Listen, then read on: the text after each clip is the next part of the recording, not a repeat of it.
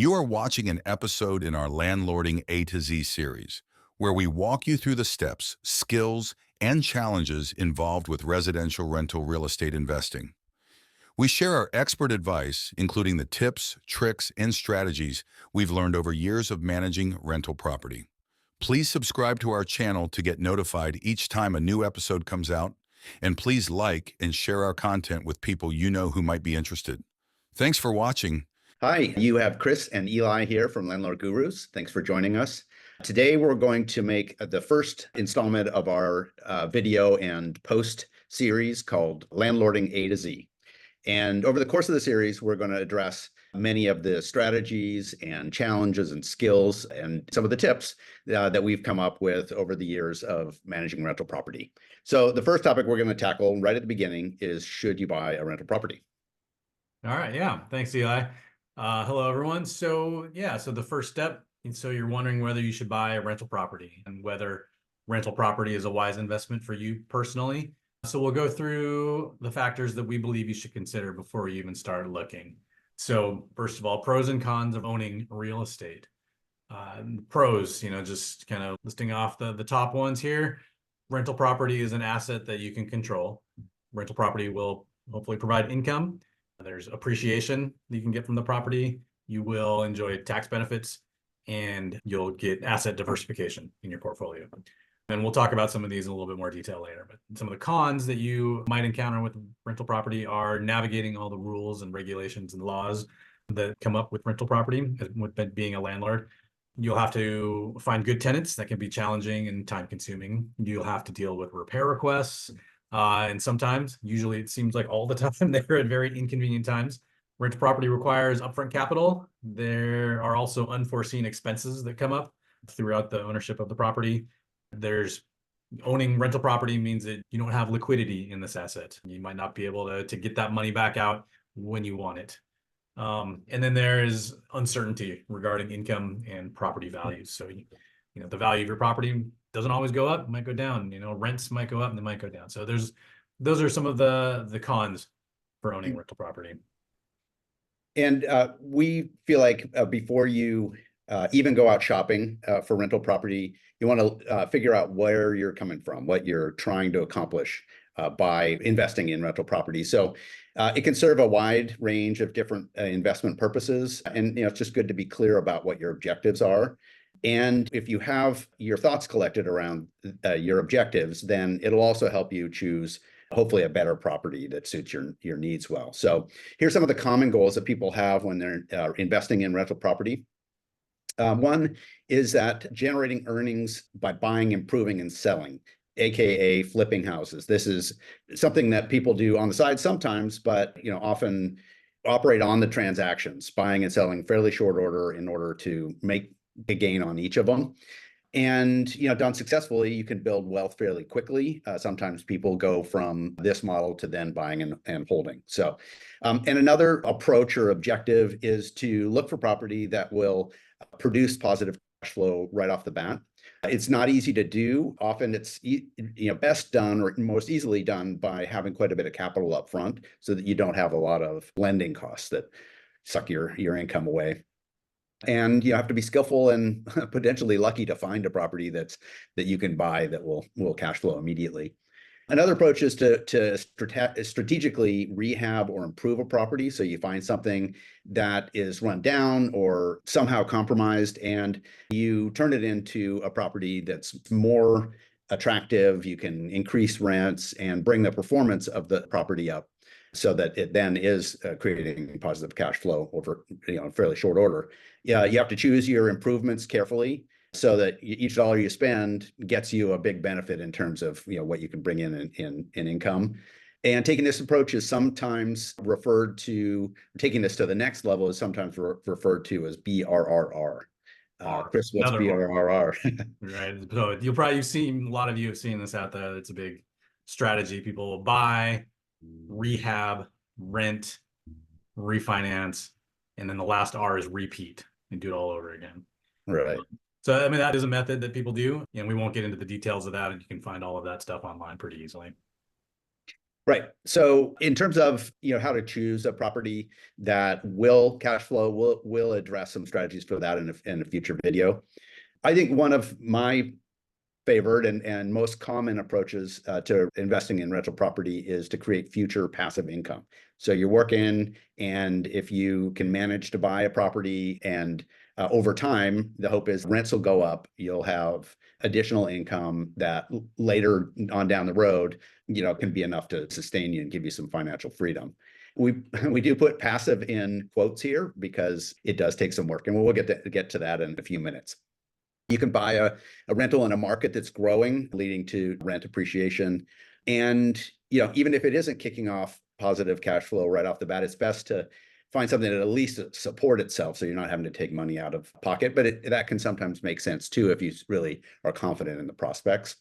And you can also do kind of a short-term hold, which is an intermediate strategy where you plan to hold a property for only a few years. Maybe there's some improvement. You want as strong a cash flow as you can get, but you can have a blended approach to where you have some cash flow and then you make some money over a couple of years on the sale of the property as well.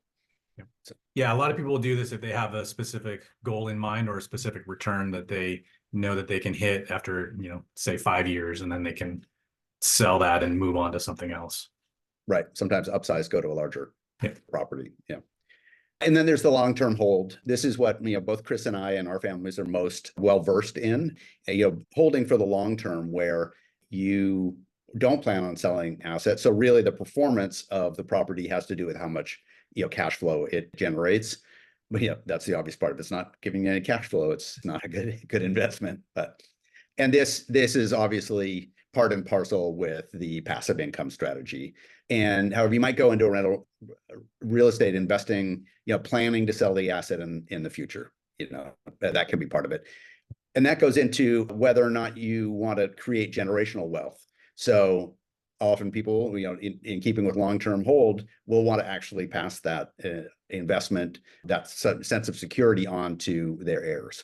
So, a lot of people are very specific about having that as an objective. And then, as Chris touched on before, there's diversifying your investment portfolio. So, in terms of your securities and, all that type of thing, however else you're investing, this is another form that can hedge against other volatility and uncertainty. So exactly. Yeah. So once you have gone through all that, I guess the next question that comes up is how much money will you need? That's the big question. How much does it cost? So there are some things to look at when deciding whether you have the resources to invest in a rental property.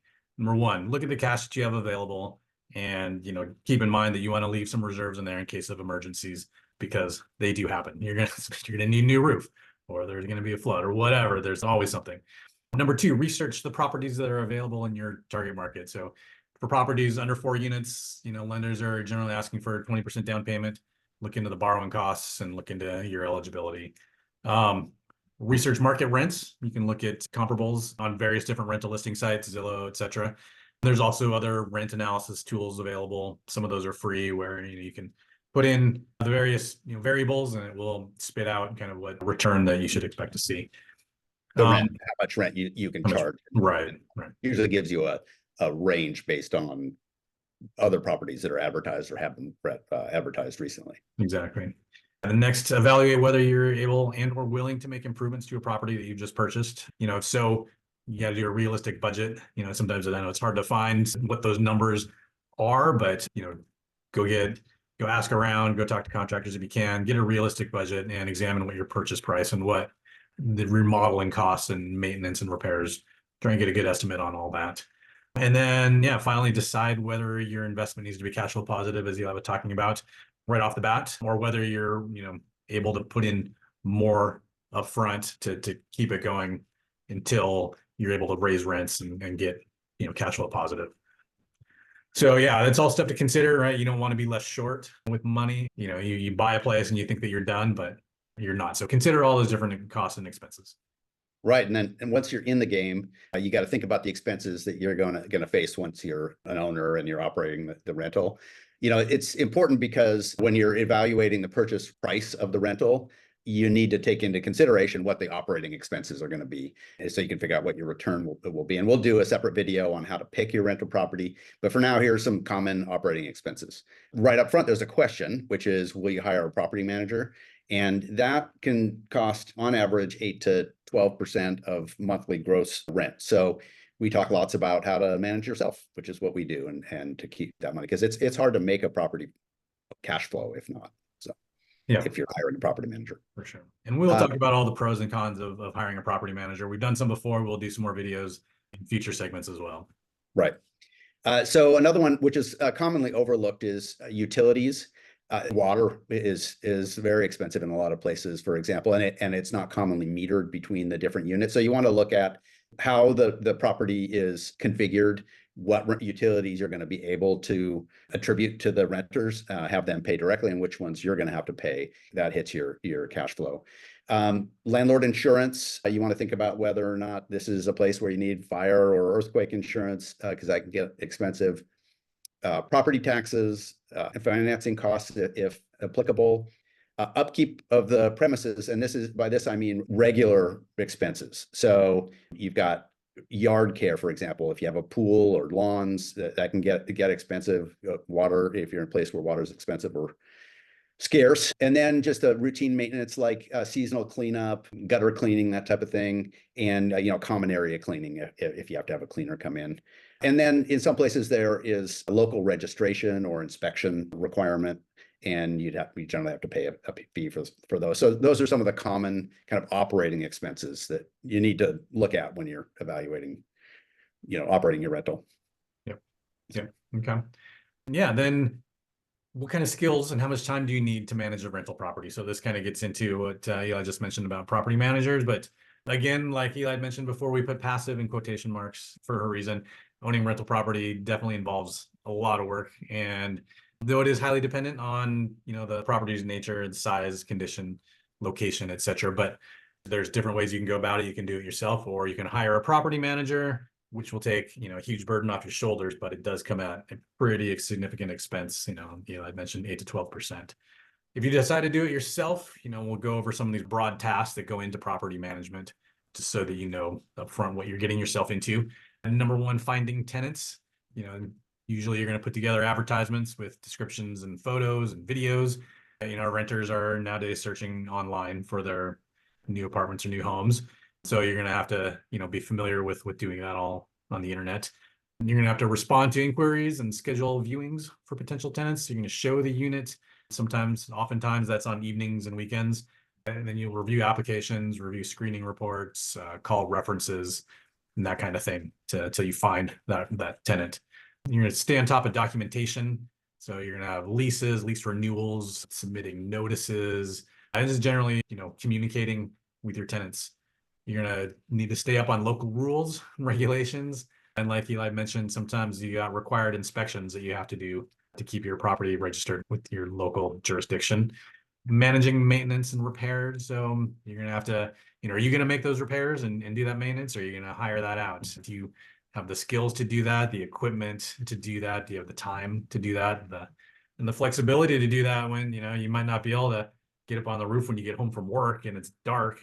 So you have time to do that during the day or on the weekend, and regardless of whether you do most of the stuff yourself, there's probably going to be things that you can't do yourself. So you're going to have reliable vendors, handyman, handy person, which can definitely reduce the burden of the property upkeep, though it does drive up the cost. But on the other hand, it could be faster and easier. So you got to balance that and make that choice for yourself. And then, what's probably not in most people's skill set, but it does come up a lot, is the bookkeeping, right? We'd like to tell people, if you're a landlord, that you are operating your own business. You're operating a small business. So you got to manage the income, expenses, and any write-offs that you need to track and report. You may hire an accountant for your taxes. So you gotta submit all that documentation to them, which again is another expense if you hire that out, above and beyond preparing that tax return yourself. So all things to consider that you can do yourself, and you can do it. And like Eli mentioned, we do it, and we advocate for that, and provide you with a lot of tools that you need to do that. But keep in mind that those are all tasks that it's a wide variety of tasks that you have to manage yourself. Yeah, that's right. So as we mentioned, this is going to be a series, and next we will step into actually selecting a rental property. So, like this, share please with anybody you think might be interested, and subscribe to our channel. That way you will get a notification when each of our episodes come out. And we will just kind of walk through each of the steps and skills and challenges of managing rental property. And we hope you enjoy these, and we'll come back and visit us again. So thanks for watching. Thank you.